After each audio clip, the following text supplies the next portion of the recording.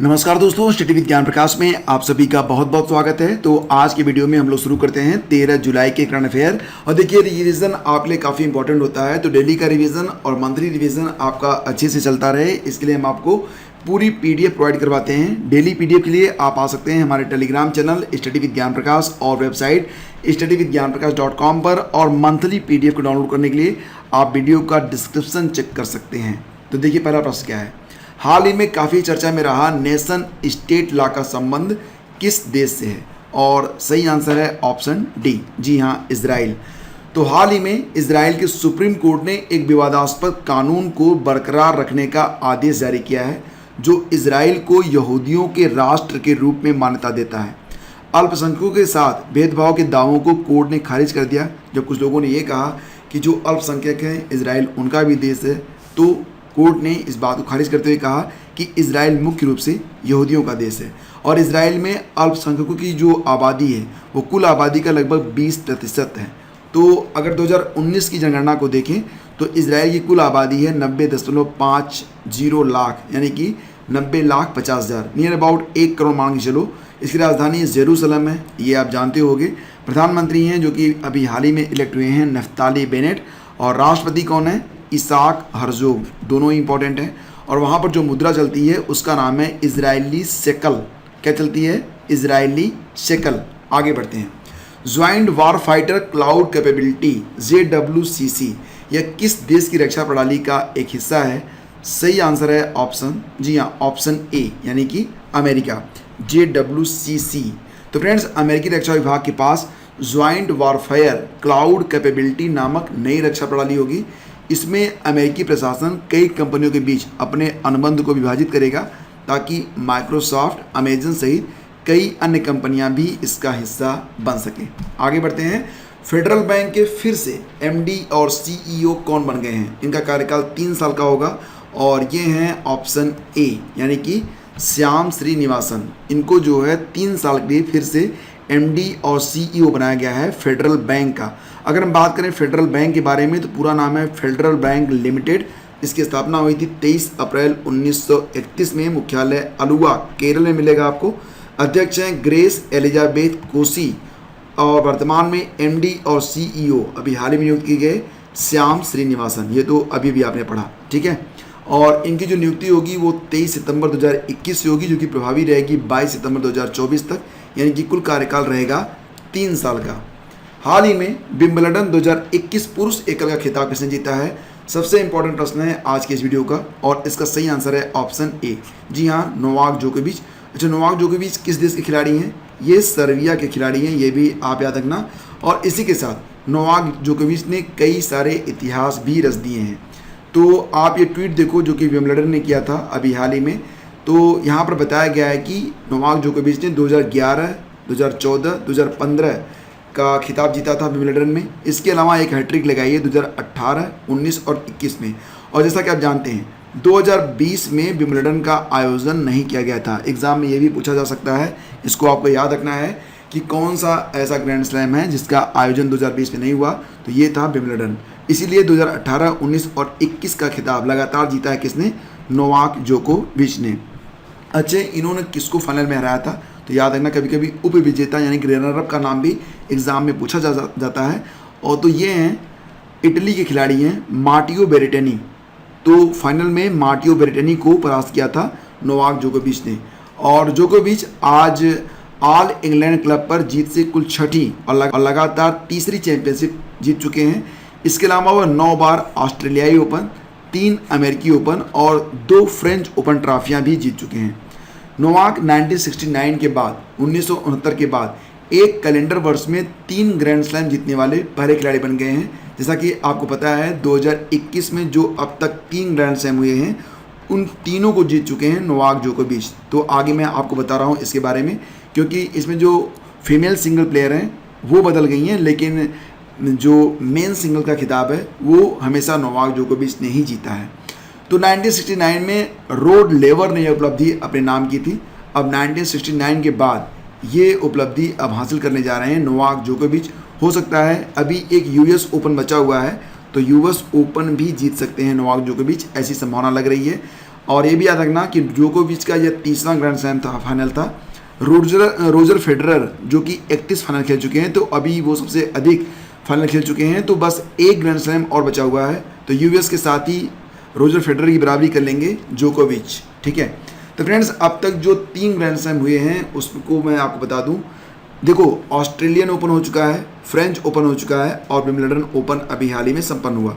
इसमें पुरुष एकल का जो खिताब है वो हमेशा जीता है नोवाक जोकोविच ने, जो कि सर्बिया के खिलाड़ी हैं। ऑस्ट्रेलियन ओपन में महिला एकल का खिताब जीता है नाओमी ओसाका जापान ने, याद रखना। फ्रेंच ओपन का महिला एकल खिताब जीता बारबरा क्रोचिकोवा ने, जो कि चेक रिपब्लिक की खिलाड़ी हैं। और विंबलडन को जीता है महिला एकल एस्ले बार्टी ने। तो एस्ले बार्टी ने भी एक इतिहास बनाया है। 41 साल के बाद कोई ऑस्ट्रेलियन महिला है जिसने विंबलडन को जीता है, तो ये एक रिकॉर्ड ब्रेकर है। एस्ले बार्टी ने ये रिकॉर्ड बनाया है ऑस्ट्रेलिया के लिए। और अब बचा हुआ है यूएस ओपन। अच्छा, एक बात और कि जो ये चारों ओपन होते हैं, ग्रैंड स्लैम ओपन होते हैं, इनके लिए जो कोर्ट होता है, खेल का मैदान जो होता है वो अलग अलग होता है। ऑस्ट्रेलियन ओपन और यूएस ओपन, ऑस्ट्रेलियन ओपन और यूएस ओपन ये दोनों खेले जाते हैं हार्ड कोर्ट पर, जबकि फ्रेंच ओपन जो होता है ये क्ले कोर्ट पर होता है, क्ले कोर्ट यानी कि मिट्टी के मैदान पर। और विंबलडन जो ओपन होता है ये ग्रास कोर्ट पर खेला जाता है। तो एग्जाम में कभी कभी ये भी स्टैटिक के अंतर्गत पूछा जाता है। अब देखो, ये क्वेश्चन ये भी आ सकता है, ये भी बहुत इंपॉर्टेंट है कि विंबलडन ओपन 2021 में महिला एकल फीमेल सिंगल्स का खिताब किसने जीता है? तो सही आंसर है एस्ले बार्टी, जो कि ऑस्ट्रेलिया की बैडमिंटन खिलाड़ी हैं, ठीक है, टेनिस प्लेयर हैं, ऑस्ट्रेलिया की रहने वाली हैं ये। तो 41 साल के बाद विंबलडन ग्रैंड स्लैम जीतने वाली ऑस्ट्रेलिया की पहली महिला टेनिस प्लेयर बन गई हैं एस्ले बार्टी। 2019 का फ्रेंच ओपन भी एस्ले बार्टी ने ही जीता था, यह उनका दूसरा ग्रैंड स्लैम होगा। और उन्होंने किसको हराया? तो एस्ले बार्टी ने हराया है कैरोलिना प्लिस्कोवा को, कैरोलिना प्लिस्कोवा जो कि चेक रिपब्लिक की हैं।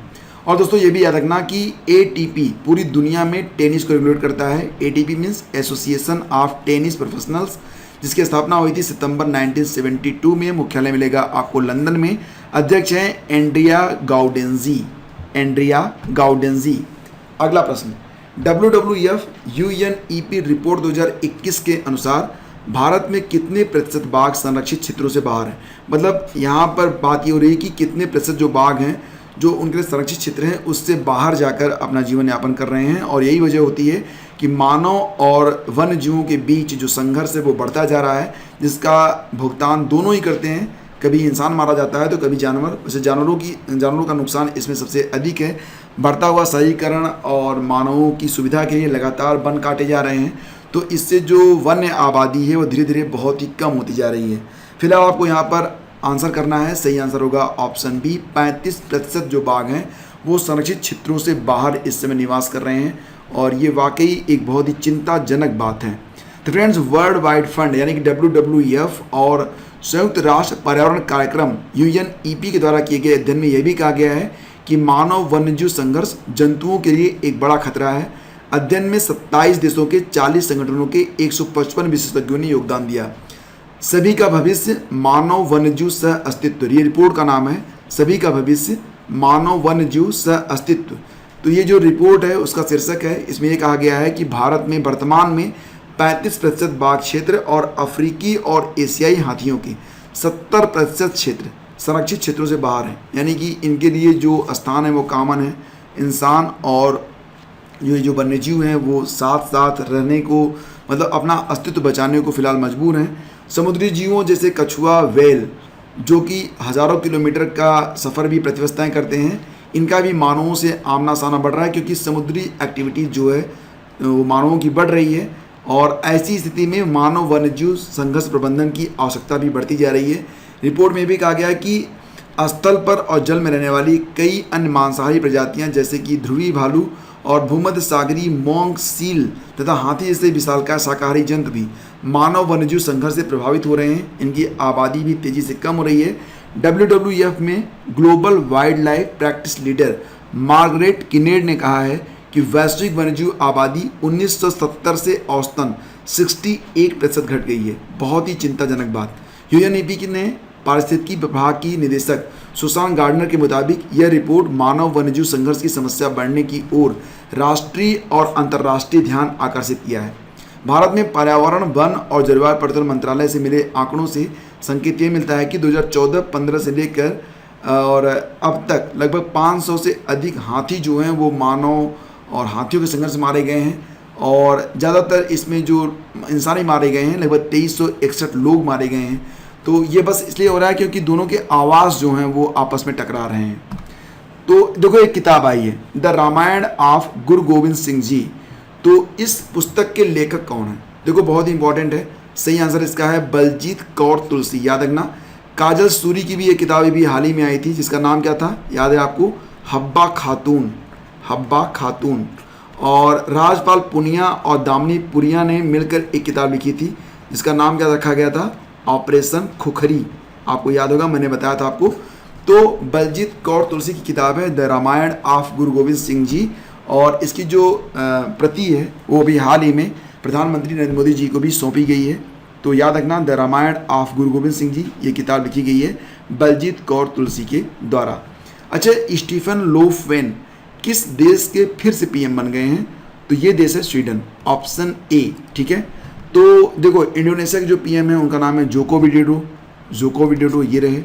जापान के पीएम है योशिहिदे सुगा। और रूस के पीएम कौन है? Mikhail Mishustin. मिखाइल मिशुस्टिन ये हैं रूस के पीएम। भारी उद्योग और सार्वजनिक उद्यम मंत्रालय, ministry of heavy industries and public enterprises का नाम बदल गया है, और इसका नाम बदलकर अब कर दिया गया है भारी उद्योग मंत्रालय, ऑप्शन ए। अच्छा, भारी उद्योग मंत्रालय के मंत्री कौन है? तो ये हैं मिस्टर डॉक्टर महेंद्र नाथ पांडे। और मिनिस्टर ऑफ स्टेट कौन है? ये हैं श्री कृष्ण पाल। ठीक है, मिनिस्ट्री ऑफ हैवी इंडस्ट्रीज कर दिया गया है इसका नाम बदलकर, ये आपको याद रखना है। एरिक गरसेट्टी किस देश में अमेरिकी राजदूत नियुक्त किए गए हैं? सही आंसर होगा ऑप्शन ए, यानी कि भारत। ठीक है, तो भारत में अब अमेरिका की ओर से जो राजदूत नियुक्त हुए हैं इनका नाम है एरिक गरसेट्टी। अच्छा, ये बताओ कि अमेरिका में भारतीय राजदूत कौन है? तो इनका नाम है तरनजीत सिंह संधू। और दक्षिण सूडान में भारतीय राजदूत कौन है? इनका नाम है विष्णु कुमार शर्मा। चिली में भारतीय राजदूत के रूप में नियुक्त हैं सुब्रत भट्टाचार्य। और बेलारूस में भारतीय राजदूत कौन है? ये हैं आलोक रंजन झा। और दोस्तों अब बात करते हैं क्विज नंबर 192 की। प्रश्न आपसे ये पूछा गया था कि जुलाई 2021 में भारत किस देश के साथ 2+2 डायलॉग का आयोजन करेगा? सही आंसर है ऑप्शन सी, यानी कि रूस। तो आप सभी के आंसर बिल्कुल करेक्ट रहे। और अब बारी है आज की क्विज की। बताइए कि निम्नलिखित में से किस समुद्र में यूक्रेन और यूएसए द्वारा, यानी कि अमेरिका के द्वारा 30 अन्य देशों के साथ एक सैन्य अभ्यास सी ब्रीज 2021 का आयोजन किया गया?